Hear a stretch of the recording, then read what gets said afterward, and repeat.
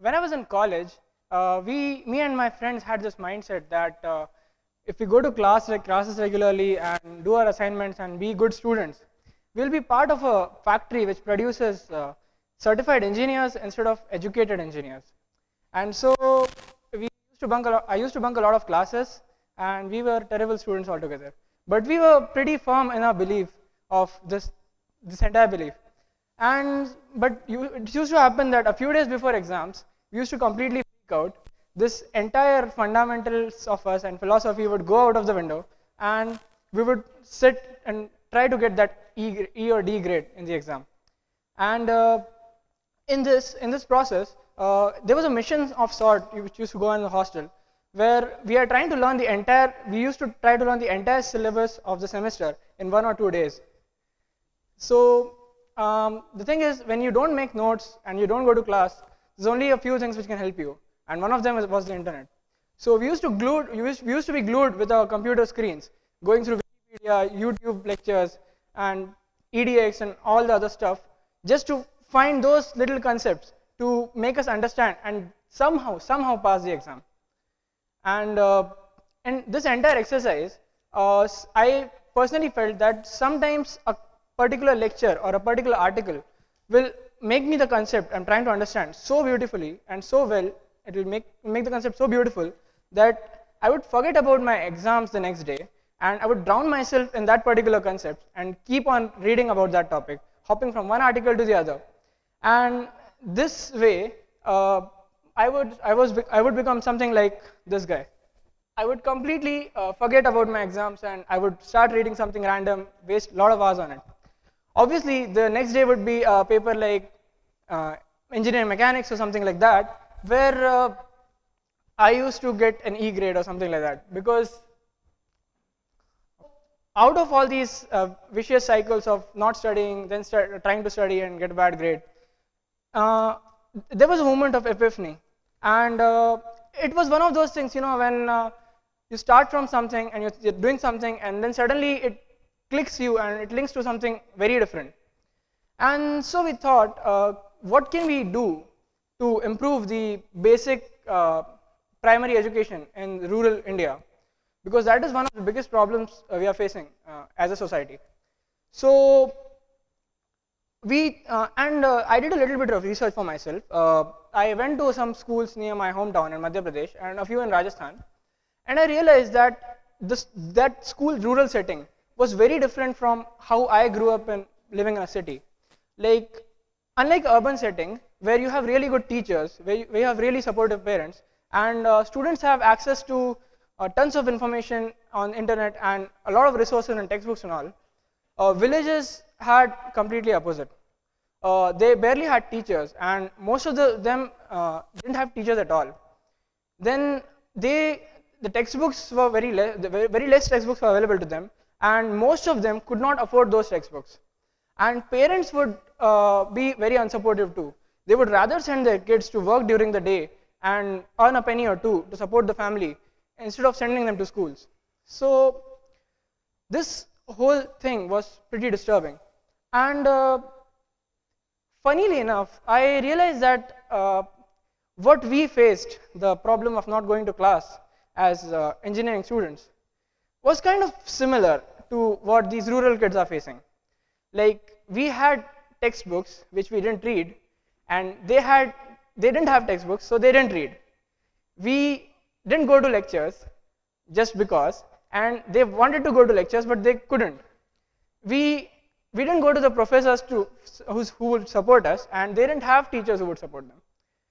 So we still succeeded, and they are not. So what was this thing which was helping us? Obviously, the power of World Wide Web. So we thought, what if we are able to provide those kids something like that?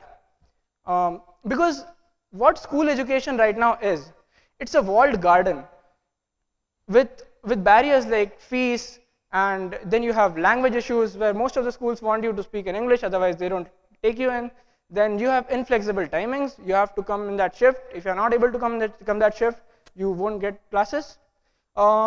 These barriers lock a lot of students out all over the country, millions every year. and they lose the opportunity for good education. So the idea was replicate what we had in college to the schools in villages. What we had was, so we thought like, we'll give them a computer lab, free access to the internet and everything. So every school, the idea was every school will have a computer lab. Students can come anytime they want, like extended time. They can come in the evening, they can come in the night and all, and access the internet. Do whatever they want, maybe play games, read about something, watch a cartoon or two, but basically access the internet and try to figure out their syllabus like we used to do through the internet. And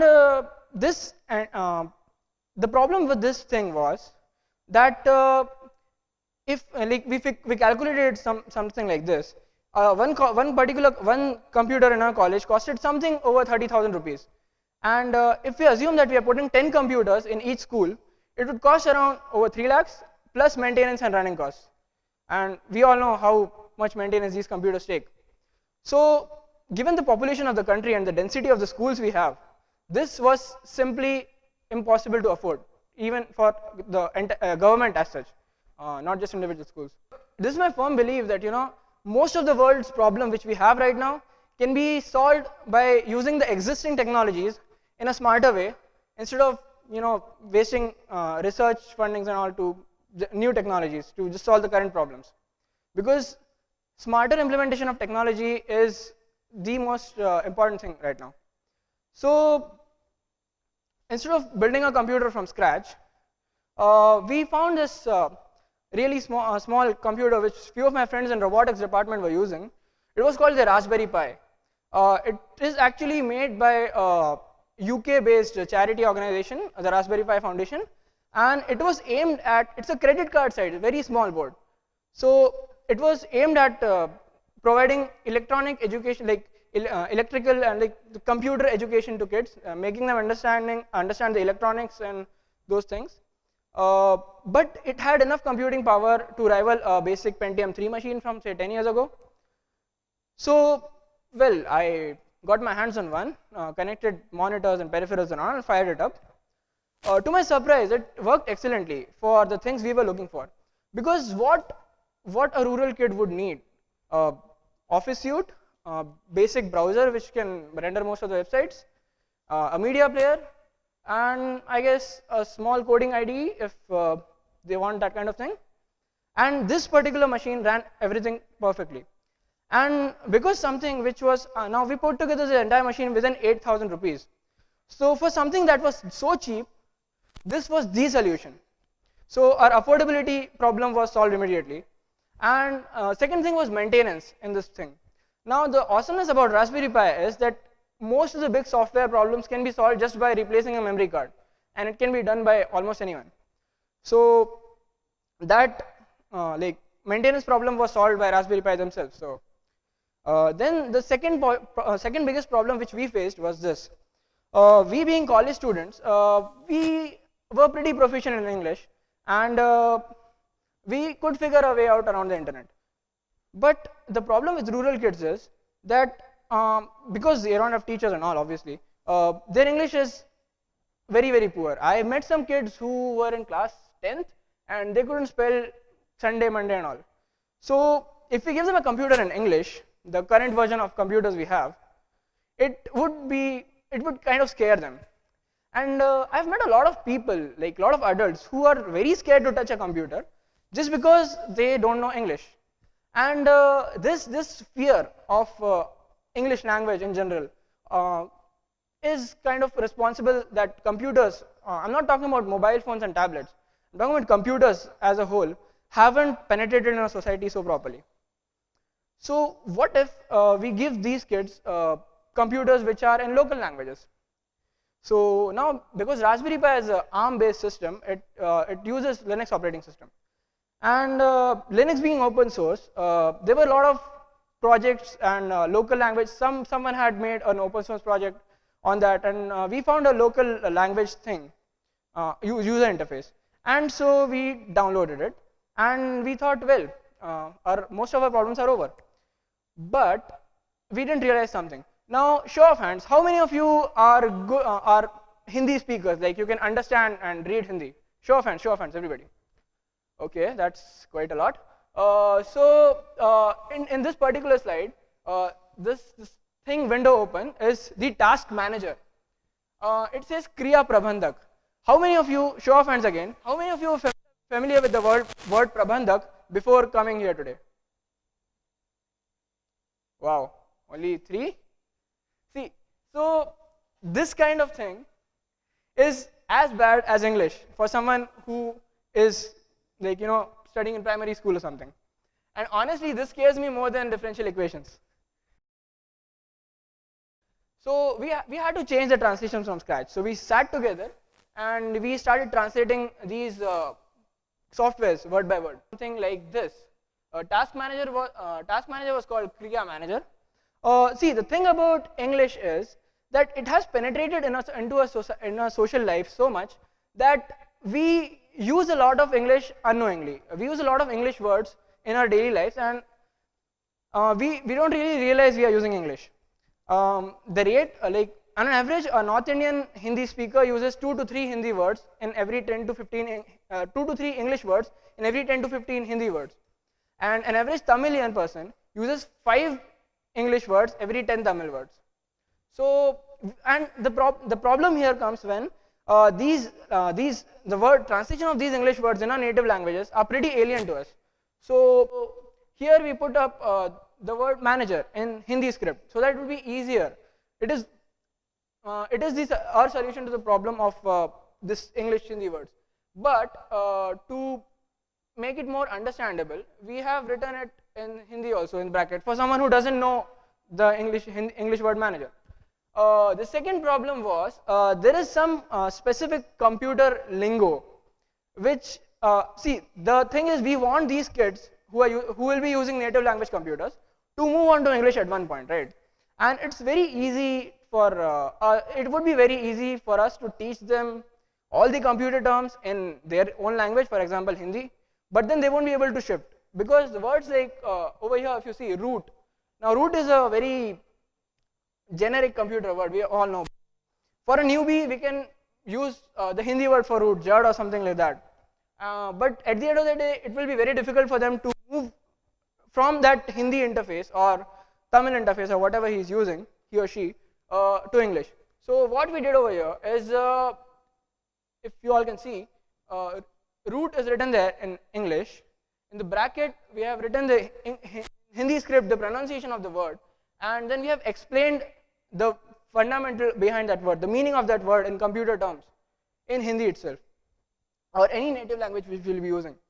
So this way, we kind of solve the problem of like generic computer terms. This third problem to this whole thing. The thing is, internet is so huge and so wide that if you give a newbie internet and if he or she is searching for a problem, a solution to a problem, they'll be completely lost, right? So you need to provide them a platform where they can go and like look up their basic needs. So we created this landing page for help. We made it in multiple language, and obviously if the user is using a particular language, the landing page will be in Hindi or maybe in Tamil. So right now we have solved problem of affordability, language, and basic help. Now the beauty of the internet is, like, I feel it's like Hogwarts, Help will always be provided at Hogwarts, those who ask for it. And the same applies to the internet, because if you have a problem, any kind of trouble, you can go to websites like Stack Overflow or something like that, and Stack Exchange and stuff, and you can ask your doubt, and there's a very, very high probability that within 24 hours you'll get the answer. And it's kind of same for college also, right? Because if we had a doubt just before the semester exam, we would rush to a 9-pointer, bug him until he tells the answer. So we had to bring this thing to the schools. If a kid has a problem, he should be able to ask other people, not necessarily restricted to his school, but other schools. So we created something like something called forum. Now the biggest problem here is the language, right? Because some people will in Tamil Nadu may be using the computers in Tamil, in West Bengal they'll be using in Bengali, maybe in Andhra and all they'll be using in Telugu. So we are designing this particular forum in a way that language doesn't become a hindrance. So let me explain it this way. Suppose you have 3 kids, okay, A, B, and C. Now A is using his computer in Tamil, B is using in Telugu, me, I'm using in Marathi, right? So A has a doubt, he posts the thing on the forum in Tamil. Now B is just browsing for questions to answer, and he or she will see the question in Telugu and write the answer in Telugu, but A, when he or she sees the answer, they'll see it in Tamil. And if I'm a third party Marathi guy, for example, I'm looking for that particular problem, I'll search in Marathi keyword and it will actually show me the question and answer in Marathi. This kind of forum can be easily implemented when it comes to European languages because the current translation engines we have are pretty optimized for that. But when you talk about Indian languages, you know, things become very difficult. The same thing applied to our translation of the user interfaces, that people used Google Translate and things like that. So very basic words of English, when they were translated to English or Tamil, Hindi or Tamil, they became very difficult. So same thing would happen here. So we are trying to build, we will be having volunteers who will be helping us out continuously with this once the forum is up. So I believe that if we are able to implement all this, the entire country, you know, all the rural schools and even urban schools, they will become and fuse into a single big digital classroom where anybody can ask questions to anybody. You know, we could have a Tamil guy doing a project with a Bengali guy and, you know, taking help from a Kannada guy, all that thing. So those language barriers will be overcome very easily. And the beauty about internet is that everybody has a potential connection to everybody else on the internet, and everybody has a voice. So if these people who don't have access to the internet right now, when these people get connected to us all and they have their own voice, then only then we as a society will cease to exist and start living. And for that, education is the key. Thank you.